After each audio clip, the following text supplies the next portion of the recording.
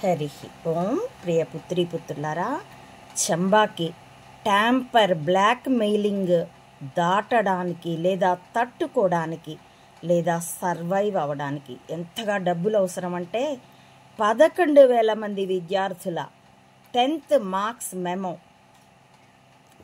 మొత్తం తకరాబికర రీవాల్యుయేషన్కి అన్ని సబ్జెక్టుల్లో 90లో మార్కులు వచ్చిన వాళ్ళకు కూడా ఒక సబ్జెక్ట్ ఫెయిల్ అయ్యి ఏడాది వదులుకోలేక తల్లిదండ్రులు ఇప్పుడు రీవాల్యుయేషన్ పెట్టుకుంటే ఆ పాటి డబ్బులకి కూడా ఆశపడాల్సిన స్థితిలో చంబా ఉన్నాడు. అది the need of money for him. That's why ప్రతి మంగళవారం మాజీ ముఖ్యమంత్రి ప్రతి శుక్రవారం ఆ కోర్టుకు వెళ్ళాడో లేదో కానీ అతడి రెప్పైనటువంటి అడ్వకేట్ అయితే వెళ్ళి ఉంటాడు. బట్ ఈ చంబా అయితే ప్రతి మంగళవారం ఎక్కడికి వెళ్ళైనా సరే లక్షల కోట్లు అప్పులు తేవడం, తీసుకెళ్ళి ట్యాంపర్ బొక్క మూసుకోవడానికి పోయడం. అది ఒక చూడండి, అతడికి విద్య మీద ఉన్నటువంటి జాగ్రత్త ఏమిటి. అసలు విద్య వైద్యం వ్యవసాయం ఆ మానవుడికి పట్టదు. మానవుడు అనడం పొరపాటు, ఆ రాక్షసుడికి పట్టదు.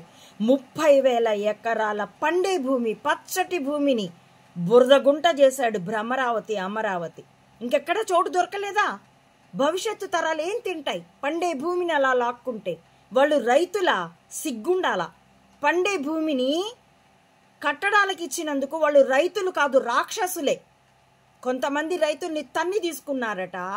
ఎవడైతే ఇష్టపూర్వకంగా ఇచ్చాడో అలాంటి రైతు పొట్టకూటికి కూడా ఆ రైతు యొక్క ఈ తదుపరి తరాలు ఏడ్చి చేస్తాయి, బిచ్చవెత్తుకొని చేస్తాయి.